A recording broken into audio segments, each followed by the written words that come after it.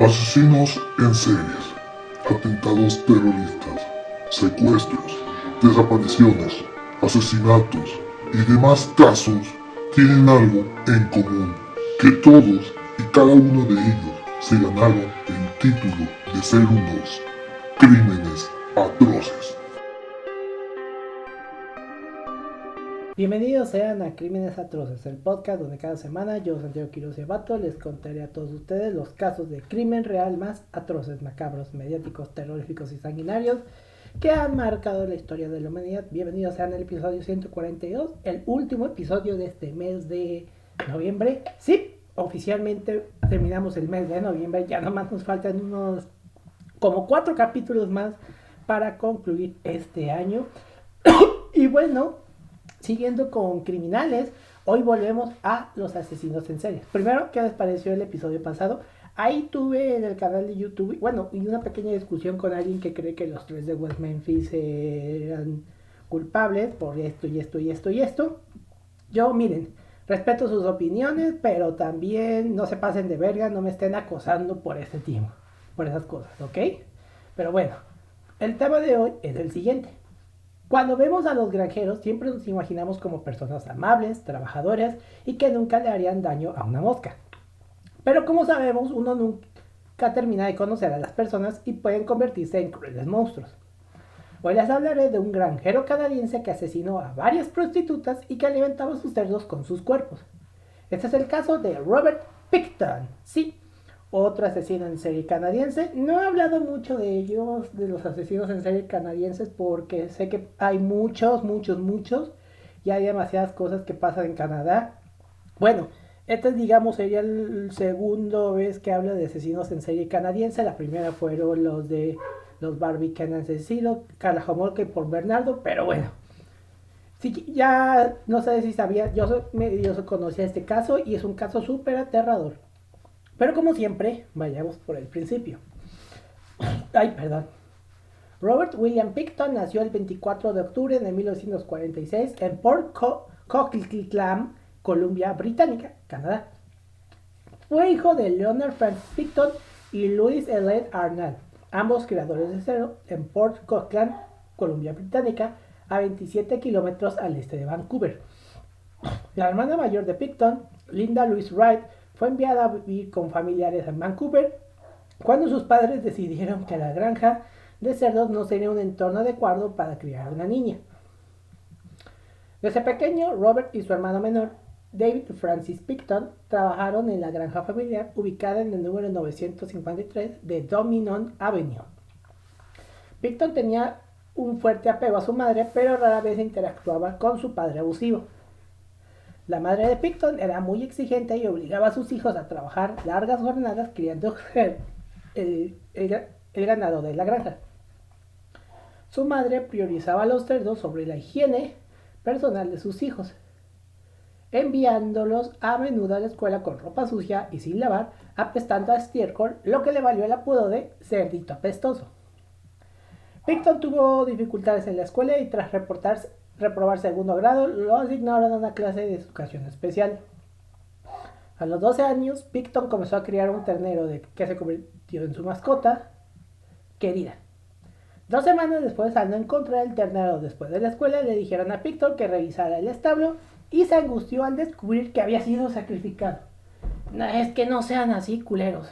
Si te encariñas con un animal, no lo sacrifiques después. Tras abandonar la escuela en 1963, Pickton comenzó a trabajar como carnicero. Continuó haciéndolo durante casi 7 años antes de irse a trabajar a tiempo completo en la granja familiar. Tras el fallecimiento de sus padres a finales de la década de los 70, los hermanos Pickton heredaron la granja y procedieron a vender partes de la propiedad a promotores inmobiliarios del Lower Mainland por 5,16 millones de dólares canadienses. Y aquí empezamos con los asesinatos de Pickton. El 23 de marzo de 1997, Pickton fue acusado del intento de asesinato de la trabajadora sexual Wendy Lynn Eistetter, a quien había apuñalado 4 veces en un altercado en su casa. Eistetter le dijo a la policía que Picton la había esposado y le había infligido varias laceraciones en el cuerpo, después de lo cual ella escapó. Desarmó a Picton y lo apuñaló con su propia arma. Victor buscó tratamiento en el hospital Eagle Ridge mientras Eistetter se recuperó en una sala de emergencia cercana. Victor finalmente fue liberado bajo una fianza de $2,000 canadienses. El cargo de intento de asesinato contra Picton fue suspendido el 27 de enero de 1996, cuando los fiscales determinaron que Eistetter, que tenía problemas de drogas, era demasiado inestable para que su testimonio ayudara a asegurar una condena. Vuelvo y lo mismo, cuando los asesinos en serie buscan a las personas más vulnerables, a gente que seguramente la policía nunca les prestaría atención, como en este caso, prostitutas. Picton organizaba fiestas en una discoteca improvisada dentro de un matadero formado en la granja llamada Piggy's Palace. Los eventos en el local atraían hasta 2,000 personas, incluyendo destacadas figuras políticas y empresariales, así como miembros del club de motociclistas Hells Angels. Picton y su hermano fueron finalmente demandados por las autoridades de Port Coquitlam por violar las ordenanzas de zonificación, descuidar la agricultura para la que se había zonificado y haber modificado un gran edificio agrícola en el terreno para celebrar bailes, conciertos y otras actividades recreativas. Los Picton registraron una organización benéfica sin fines de lucro, Piggy Palace Good Time Society, ante el gobierno canadiense en 1996, afirmando organizar, coordinar, gestionar y dirigir eventos especiales, funciones, bailes, espectáculos, exposiciones en nombre de organizaciones de servicio, organizaciones deportivas y otros grupos dignos. Tras burlar la presión legal y celebrar una fiesta de Nochevieja, los hermanos se enfrentaron a una orden judicial que les prohibía futuras reuniones. Al año siguiente, la organización benéfica fue retirada de su estatus de organización sin fines de lucro tras no presentar sus estados financieros. Posteriormente, la organización se disolvió. Durante ese periodo, múltiples desapariciones de mujeres en el Lower Mainland, sobre todo en la empobrecida zona Downtown East Side de Vancouver, dieron lugar a especulaciones en los medios sobre la existencia de un asesino en serie en la región. Un empleado de Picton encontró varios bolsos pertenecientes a mujeres desaparecidas de Downtown Eastside y los denunció a la policía. La policía realizó 3 registros en la granja, pero no encontró pruebas. En junio de 1999, unos meses después de que yo naciera, la policía recibió un aviso de que Picton tenía un congelador lleno de carne humana en su granja. Esta información, como siempre por las autoridades, fue ignorada. No fue sino hasta el 6 de febrero del 2002 que la policía ejecutó una orden de registro por arma de fuego ilegal en la propiedad de Picton. Ambos hermanos Picton fueron arrestados y la policía obtuvo una segunda orden basándose en lo que había visto en la propiedad para registrar la granja como parte de la investigación de mujeres desaparecidas de Columbia Británica. Se encontraron objetos personales de mujeres desaparecidas en la granja, que fue sellada por miembros del grupo de trabajo conjunto de la Real Policía Montada Canadiense y el Departamento de Policía de Vancouver. Al día siguiente, Picton fue acusado de delitos relacionados con armas. Ambos Picton fueron liberados posteriormente y Robert quedó bajo vigilancia policial. El 22 de febrero de ese año, 2002, Robert Picton fue arrestado nuevamente y acusado de 2 cargos de asesinato en primer grado por las muertes de Serena Obsway y Mona Wilson. El 2 de abril se añadieron 3 cargos más por los asesinatos de Jacqueline MacDonald, Diane Rock y Heather Buttermley. El 9 de abril se presentó un 6º cargo por el asesinato de Andrea Joseph Burry, seguido poco después por un 7º para Brenna Wolfe. El 20 de septiembre se añadieron 4 cargos más para Georgina Papin, Patricia Johnson, Helen Hallmark y Jennifer Furminger. El 3 de febrero se colocaron otras 4 para Heather Chinook, Tanya Cool, Sherry Irving y Igna Hall. El 26 de mayo del 2005 llegaron 12 más para Cara Ellis, Andrea Borman, Debra Lynn Jones, Maureen Frey, Tiffany Drew, Kerry Koski, Sarah DeVries, Cynthia Felkins, Angela Jardine, Wendy Crawford, Diane Melvin y Jane Doe, lo que eleva un total a 27 víctimas. Las excavaciones continuaron en la granja hasta noviembre del 2003. El costo de la investigación se estima en $7 millones canadienses a finales del 2003, según el gobierno provisional. La propiedad fue cercada bajo gravamen por la Corona de Derecho de Columbia Británica y permaneció así hasta el 2023. Mientras tanto, los edificios de la propiedad, excepto un pequeño granero, habían sido demolidos. El análisis forense resultó difícil debido a que los cuerpos podrían haber sido dejados de descomponerse o haber sido comidos por insectos y cerdos de la granja. Durante los primeros días de las excavaciones, los antropólogos forenses trajeron equipo pesado, incluyendo 2 cintas transportadoras planas de 15 metros y tamices de tierra para encontrar restos humanos. El 10 de marzo de 2004, el gobierno reveló que Picton podría haber molido carne humana y la había mezclado con carne de cerdo que vendía en el público. La autoridad sanitaria de la provincia emitió posteriormente una advertencia. Se hizo otra afirmación de que alimentaban directamente a sus cerdos con los cuerpos. En 2003 se celebró una audiencia preliminar y la ropa y las botas de goma de Picton llevaba puesta durante el asalto a Easter fueron confiscadas por la policía de un almacén de la Real RCMP, de la Real Policía Montada de Canadá.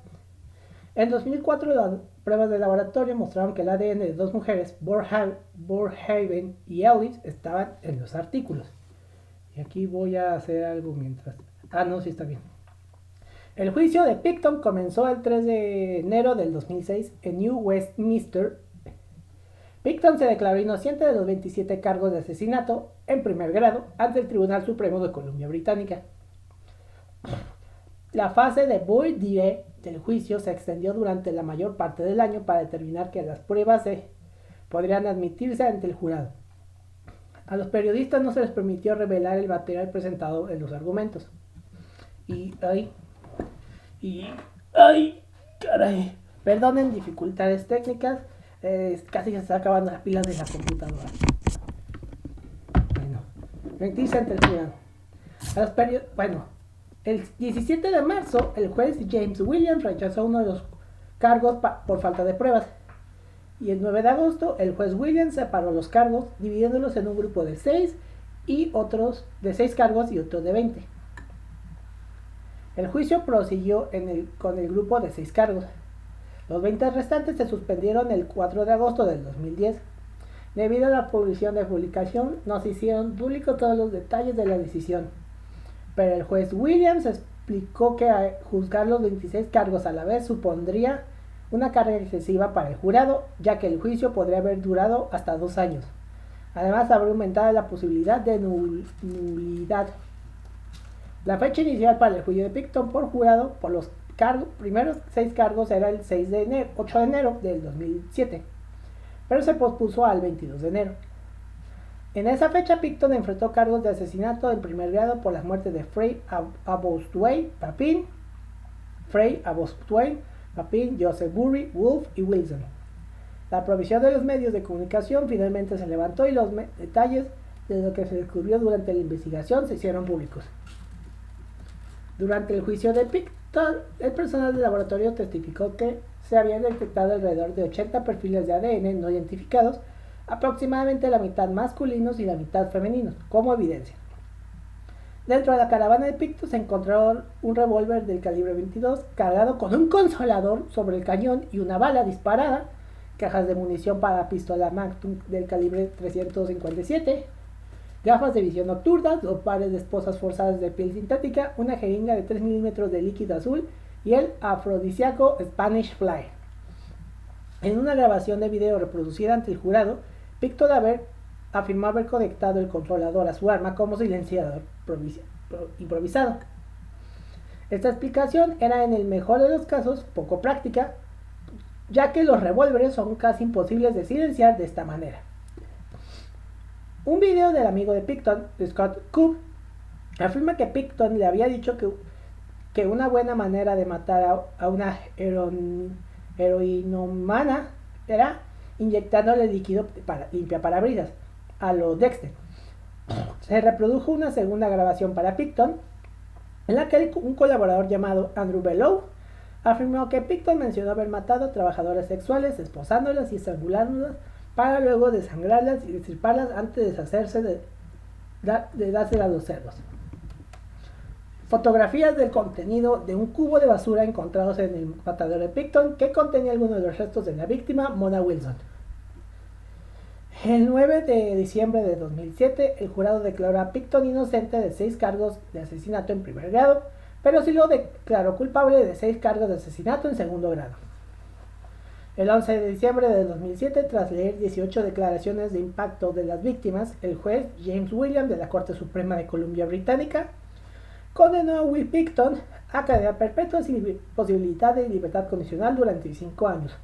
La pena máxima por asesinato en segundo grado, en ese entonces, es igual a la que se le habría impuesto por una condena por asesinato en primer grado, declarando, cito, la conducta del señor Picton fue asesina y reiterada. No puedo conocer los detalles, pero lo que le sucedió fue insensato y despreciable. El 9 de diciembre de 2007, Picton fue condenado por asesinato en segundo grado por las muertes de 6 mujeres. Por Serena Abostway, de 29 años, que fue reportada como desaparecida el 22 de agosto del 2001. Mona Lee Wilson, de 26, reportada como desaparecida el 30 de noviembre de 2001. Andrea Joseph Burry, de 22, reportada como desaparecida el 8 de junio del 2001. Brenna Ann Wolfe, de 32, reportada como desaparecida el 25 de abril del 2000. Georgina Piping, de 34, reportada como desaparecida en marzo del 2001. Marine Lee Ann Fay, de 24, reportada como desaparecida el 29 de diciembre de 1997. Picton también fue acusado de asesinato en primer grado por la muerte de otras 21 mujeres. Estos cargos fueron suspendidos el 4 de agosto del 2010 y las personas fueron Jacqueline Michelle McDonald, de 22 años, reportada como desaparecida el 16 de enero del 99. Diane Rosemary Rock, de 34, reportada como desaparecida el 13 de diciembre del 2001. Heather Caitlin Bottle Melly, de 27, reportada como desaparecida el 17 de abril del 2001. Jennifer Lynn Furminger, de 26, reportada como desaparecida el 27 de diciembre del 99. Helen Mill Hallmark, de 20 años, reportada como desaparecida el 15 de junio de 1997. Patricia Rose Johnson, de 25, desaparecida el 2 de enero de 2001. Heather Gabrielle Chinook, de 30, vista por última vez en abril del 2001. Tanya Holick, de 23, reportada como desaparecida el 3 de noviembre del 96. Sherry Leigh Irving, de 24, reportada como desaparecida el 22 de febrero del 97. Igna Monique Hall, de 46, vista por última vez en febrero del 98. Tiffany Louise Drew, de 27, reportada como desaparecida el 31 de diciembre del 99. Sarah Jean de Beaver, de 29, vista por última vez en abril del 98. Cindy Fails, de 43, vista por última vez en diciembre del 97. Angela Rebecca Jardinet, de 27, reportada como desaparecida el 20 de noviembre del 98. Diane Melnick, de 23 años, vista por última vez en diciembre del 96. Mission Jane Doe, porque pues no quieren mencionar el nombre de la víctima, que fue descubierta el 25 de febrero del 95. Debra Lynn Jones, de 42, vista por última vez en diciembre del 2000. Wendy Crawford, de 43, vista por última vez en diciembre del 99. Kerry Linkowski, de 38, reportada como desaparecida el 7 de enero del 98. Andrea Faye Borhaven, de 25, vista por última vez en marzo del 97. Y Cara Louise Ellis, de 25, reportada como desaparecida el 21 de enero de 1997. Picton estuvo implicado en las muertes, pero no acusado de los asesinatos de 4 mujeres de Marie Ann Clark, que desapareció, de 25, que desapareció en agosto del 91, Stephanie Lane, de 20 años, que desapareció en enero de 1997. Sus restos parciales fueron encontrados pero extraviados entre el 2002 y 2010. Dawn Teresa Cray, de 42, vista por última vez en diciembre del 2000. Yvonne Marie Bowen, de 33, reportada como desaparecida el 16 de marzo del 2001. Después de que arrestaran a Picton, la testigo Lynn Eileen Sen se presentó ante las autoridades y afirmó haber visto a Picton desollando a una mujer colgada de un gancho de carne años antes, y afirmó que no se le había contado a nadie por miedo a perder su vida. Sin embargo, Eileen Sen admitió que había chantajeado a Picton sobre el incidente en más de una ocasión.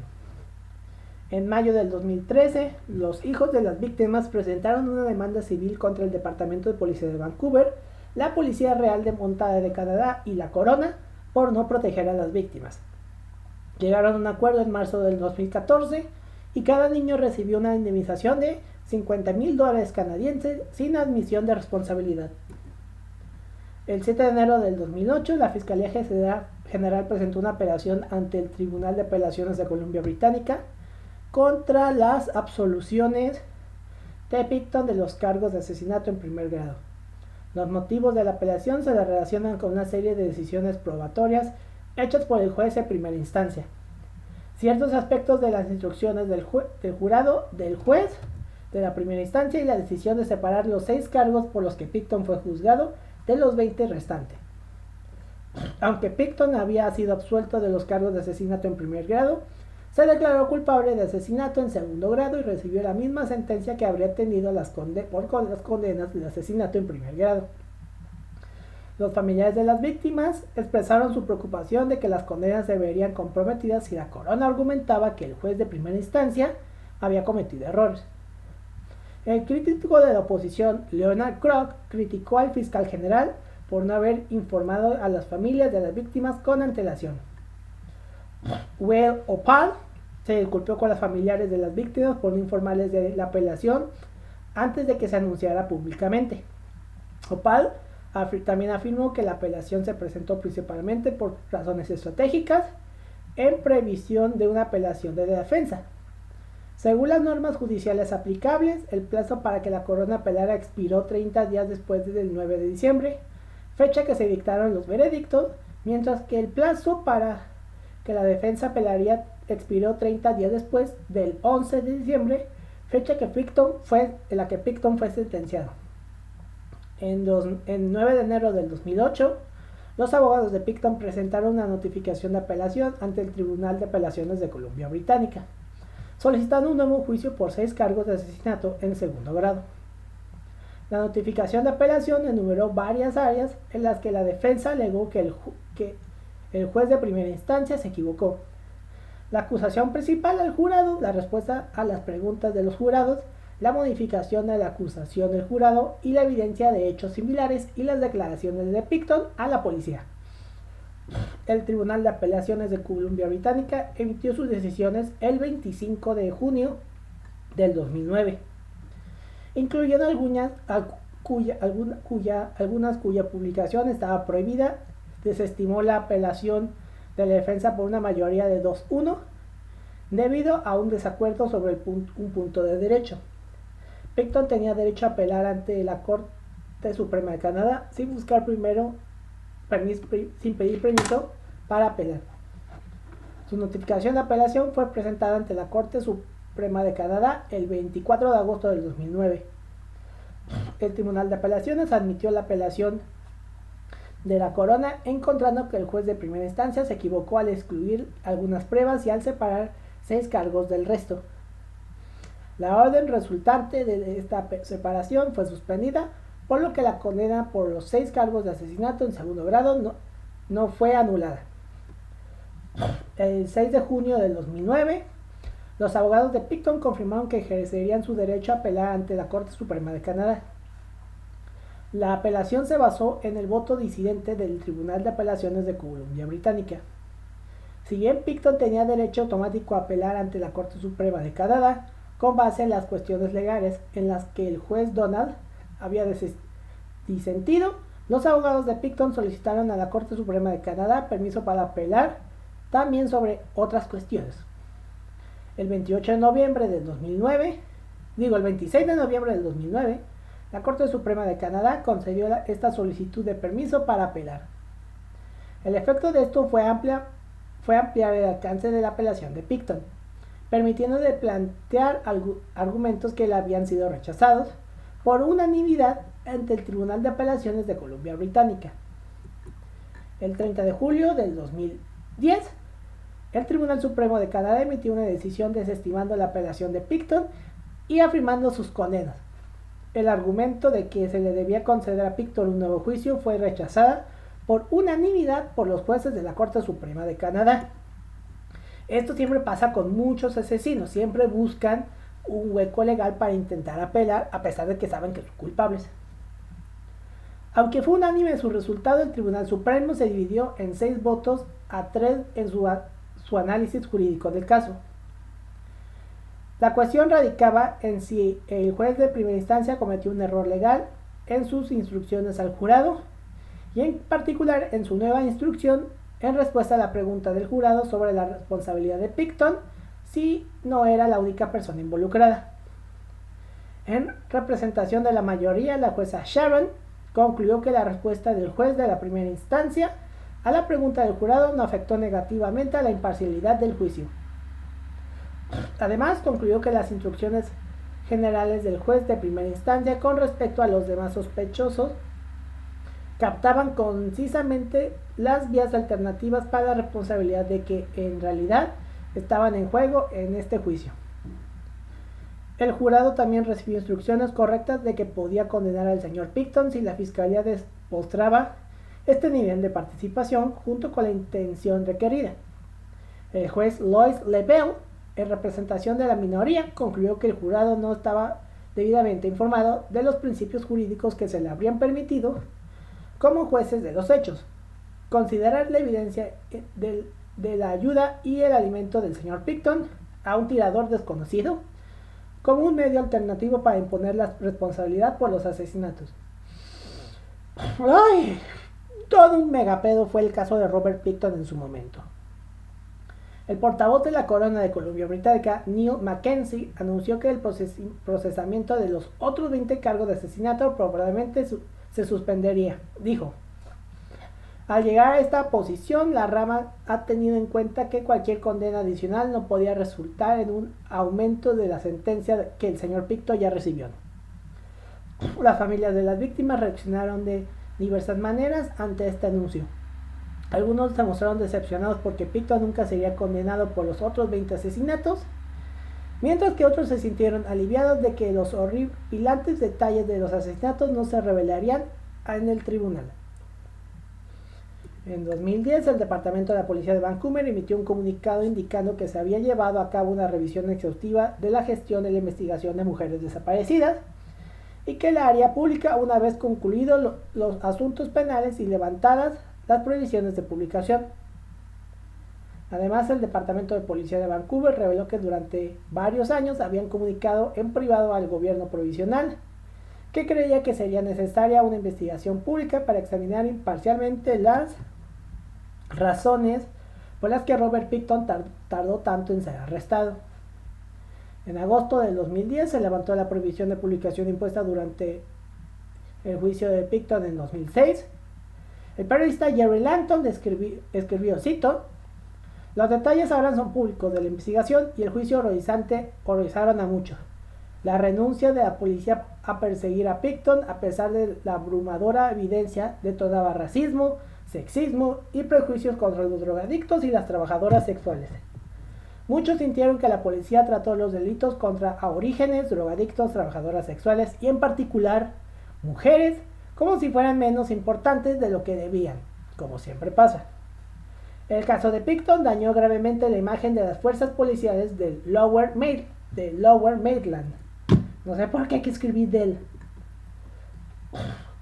En una conferencia de prensa, el subjefe de la policía, Doug Lepard, del Departamento de Policía de Vancouver, se disculpó con las familias de las víctimas. Dijo, cito: Deseo de todo corazón que los hubiéramos capturado antes. Ojalá las diversas evidencias involucradas lo hubiéramos hecho mejor en muchos sentidos. Ojalá pudiéramos corregir todos los errores cometidos. Y ojalá se hubieran salvado más vidas. Así que en mi nombre y en el Departamento de Policía de Vancouver y de todos los hombres y mujeres que trabajaron en esta investigación, quiero expresar a las familias nuestra profunda tristeza por sus pérdidas y por no haber capturado a este monstruo antes. Que como siempre pasa, la policía nunca le hace caso a este tipo de víctimas. Después de que Picton perdiera su apelación final en la Corte Suprema de Canadá, la Comisión de Investigación de Mujeres Desaparecidas, presidida por Wal Opal, fue convocada para examinar el papel de la policía de Vancouver y la Real Policía Montada de Canadá en las desapariciones y asesinatos de mujeres en el Downtown Eastside. Las familias de las mujeres desaparecidas y asesinadas han estado pidiendo audiencias públicas desde antes de que Picton fuera arrestado y finalmente condenado por 6 asesinatos.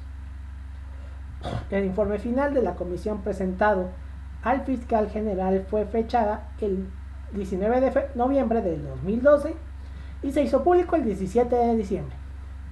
Durante esta investigación, los abogados de algunas de las familias de las víctimas buscaron que un manuscrito inédito de 289 páginas, escritos por el ex investigación policial Lorimer Schender, se presentara como prueba y se hiciera completamente público. Se leyeron varios pasajes en el registro de la investigación, pero el comisionado Opal se negó a publicar el manuscrito completo. Como una extensión de la Comisión de la Investigación sobre Mujeres Desaparecidas, el gobierno de Canadá creó en septiembre del 2016 la Investigación Nacional sobre Mujeres y Niñas Indígenas Desaparecidas y Asesinadas. Durante una audiencia judicial el 4 de agosto del 2010, el juez Williams declaró que Picton debía ser internado en una penitenciaría federal. Hasta ese momento había estado recluido en una institución provisional de prisión preventiva. En junio del 2018 fue transferido de la institución Kent en Columbia Británica en la institución Port Cartier en Quebec. El año pasado ocurrieron dos eventos importantes. Primero, en febrero del 2024, Picton cumplió los requisitos para solicitar libertad condicional diurna. No se programó ninguna audiencia ante la Junta de Libertad Condicional de Canadá, o sea, que posiblemente pudo haber sido liberado. Pero el destino le dijo, no mi ciela, y el 19 de agosto del 2024, Picton fue atacado por otro preso en la institución Port Cartier de Quebec. El preso, Martin Charest, con antecedentes de agresión a otros presos, tomó un palo de escoba, rompió el mango y se lo estrelló a Picton en la cara. Los agentes penitenciarios intervinieron, esposaron a Charest y lo llevaron a la unidad de intervención estructurada. En cambio, Picton fue trasladado en helicóptero a un hospital y se le colocó soporte vital. Y afortunadamente murió en un hospital de la ciudad de Quebec por complicaciones del ataque el 31 de mayo de 2024. En cambio, Charest en julio del 2025, es decir, este año, hace unos cuantos meses, Charest fue acusado de asesinato en primer grado. Se declaró culpable alegando que lo hizo por las víctimas de Picton. Y algunos familiares se alegraron. Una trama importante y obviamente les estoy hablando ya de todo lo que inspiró este güey. Una trama importante del drama criminal canadiense Da Vinci Inquest trata sobre una serie de mujeres desaparecidas, presuntamente víctimas de un prolífico asesino en serie Canadá que acecha el Downtown Eastside de Vancouver. No se menciona directamente el nombre de Picton, directamente a Picton por su nombre, pero a partir de la quinta temporada de la serie, personajes y anuncios hicieron referencia a la granja de cerdos en relación con el caso. En agosto del 2006, Thomas Loudamy, un residente de Fremont, California, de 27 años, afirmó haber recibido 3 cartas de Picton en respuesta a cartas de Loudamy que Loudamy envió bajo una identidad falsa. Loudamy, un aspirante a periodista, afirmó que su motivación para publicar las cartas era ayudar al público a obtener información sobre Picton. The Killer Picton es una película de terror estadounidense de 2005 basada libremente en los asesinatos de Picton. En 2015, hace 10 años, CBC TV inició la producción de Vancouver de una película con el título provisional de Full Flood, basada en el libro de Stevie Cameron, en La Granja. La idea era utilizar las experiencias de vida de las víctimas de Picton para una historia ficticia sobre mujeres del Downtown East Side, que se convirtieron en víctimas de un asesino en serie. Picton fue interpretada por Ben Cotton en la película. En 2016 la película se estrenó bajo el nombre Unclaimed y también como En la Granja en ciertos mercados. En 2009, el final de 2 partes de la 4ª temporada de Mentes Criminales, Al Infierno y de Regreso, se basó en el caso Picton. Aunque se cambiaron los nombres y las ubicaciones, el personaje de Picton se llamaba Mason Turner y los hechos se desarrollaron en Ontario, en lugar de Columbia Británica, se utilizaron muchos detalles claves, incluyendo a 2 hermanos que vivían en una granja de cerdos familiar en ruinas y que secuestraban a trabajadoras sexuales y mujeres sin hogar para llevarlas de vuelta a la granja antes de alimentar a los cerdos con sus restos. En 2011, la artista de Vancouver Pamela Masick planeó montar una exposición de arte The Forgotten, con retrato de algunas de las víctimas de Picton en el Museo de Antropología de la Universidad de Columbia Británica, que se negó a albergarla después de cierta controversia. El incidente fue perfilado por Damon Bignale en el documental del 2013 The Exhibition. En 2011 se estrenó un documental llamado The Pig Farm, que describía las deficientes investigaciones de la Real Policía Montada de Canadá y el Servicio de Policía de Vancouver. Se revelaron detalles sobre la interminable lista de sospechosos, las luchas internas del departamento y la falta de recursos. En el 2016 se publicó una supuesta autobiografía llamada Picton in His Own Words, o Picton en sus propias palabras. Su publicación y marketing generaron controversia, peticiones críticas y medidas gubernamentales para impedir que se lucrara con la obra. Piggy Killer, una película biográfica escrita y dirigida por Chad Ferrin, protagonizada por Jake Busey como Picton, se estrenó en cines selectos el 17 de noviembre del 2023. En 2024, la compañía de comedia Danger Cats vendía camisetas en línea con una caricatura de Picton titulada Granjas Picton. Debajo de la caricatura se leía más de 50 sabores de tocino ahumado de Jockey. La camiseta causó controversia. El primer ministro de Columbia Británica, David Abey, expresó su indignación. Dijo: "Solo puedo decir lo profundamente decepcionado que estoy ante la idea de que la vida de mujeres vulnerables pudiera privilegiarse de esta manera". Los próximos espectáculos de Danger Cat fueron cancelados y la camiseta fue retirada de su tienda en línea. Y en este año, 2025, la serie de televisión Dexter Resurrection mencionó a Picton como el granjero de cerdos, en referencia al personaje Leon Prater, quien acogía a un grupo de asesinos en serie y organizaba fiestas con ellos. Se decía que Picton hacía algo similar, pero solo una variación de los diferentes eventos se celebraron en su granja. Y este fue el terrible caso de Robert Picton. Y un detalle que no les mencioné fue que Robert Picton, cuando estuvo encerrado, un policía se hizo pasar por otro prisionero y este le confesó a cuántos pudo haber matado, que pudo haber matado 71 personas, pero son confesiones de un asesino que pues, no está de sus facultades mentales. Pero bueno, ¿qué tal les gustó este caso? ¿Lo conocían? ¿No lo conocían? Y como dije, este es el segundo asesino en serie canadiense que abordamos en este podcast. Y bueno, como les dije, ya este es el último episodio de noviembre, no del año, porque todavía nos quedan 4 episodios en diciembre. Así que espero que les haya gustado este episodio. Recuerden seguirnos en redes sociales. Estamos en Instagram como @crimenesatrocespodcast y en Twitter como @crimenesatroces. Y a mí me pueden encontrar en Instagram como @santiqs99 y en Twitter como @santqs99. Con esto nos despedimos, no sin antes recordarles de que si tienen opiniones de que si alguien es culpable o inocente, me lo pueden decir, pero no me acosen en línea. Y que nos vemos y nos escuchamos la próxima semana. Hasta la próxima, muchas gracias. Asesinos en series, atentados terroristas, secuestros, desapariciones, asesinatos y demás casos tienen algo en común, que todos y cada uno de ellos se ganaron el título de ser unos crímenes atroces.